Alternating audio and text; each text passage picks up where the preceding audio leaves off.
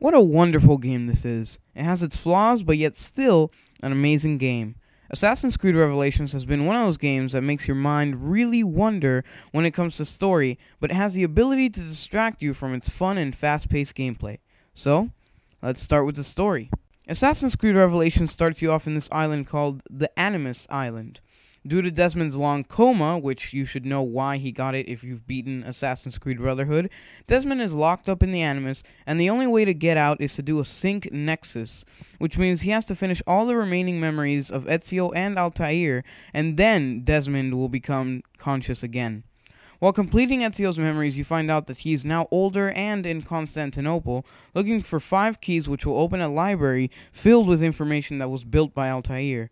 While finding these keys, they take you back to Altair's most important memories that are playable and are a nice change in pace.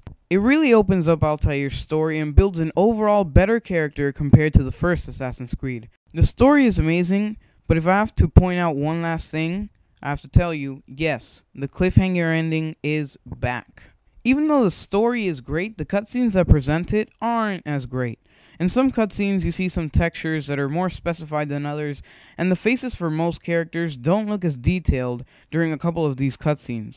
To further prove this point, the voice sometimes doesn't coincide or happen at the same time with the character's movements, which really makes these interesting and sometimes suspenseful cutscenes lose their value.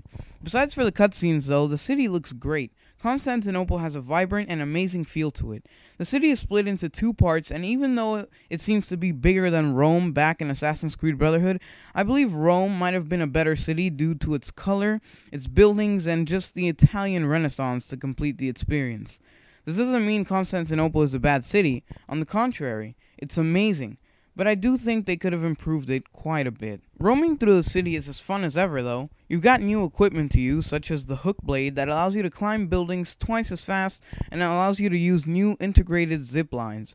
The zip lines, luckily, are placed more around the city compared to the lifts in Brotherhood. The combat is the same, fairly easy but very rewarding. Although now, they made it so that if you're in combat with multiple people and you're about to kill the last guy, it does this slow motion shot of it and it's very cool and just makes you feel like a badass. Even though the gameplay is great, there are some things that make it feel bland. For example, the den defense minigame that just doesn't seem like it belongs there, although it can be skipped. The feathers are back as well, but Subject 16's puzzles have been replaced with these new Desmond missions that take you through a first-person perspective and are a nice break from all the killing. Although the game can be a bit glitchy at times, it doesn't take away from this game's wonderful gameplay. The sounds in this game are rewarding as well. I love the sound of when you cling to a building using the hook blade, and every single sound effect is great and in tune. Besides for that problem about the voice coinciding with the character, the sound is great. The voices are in theme and the music is great as well. The music for all Assassin's Creed games have been amazing, but this one is by far the best, as it's very similar to the old ones, but has its own twist to it.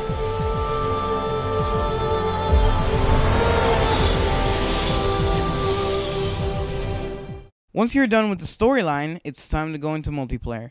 The multiplayer has an amazing story behind it that is far more detailed and more focused on compared to the Brotherhood multiplayer story. The topic and main idea of the story, though, remains the same. It's all about the Templars training their assassination skills through the bleeding effect in the Animus.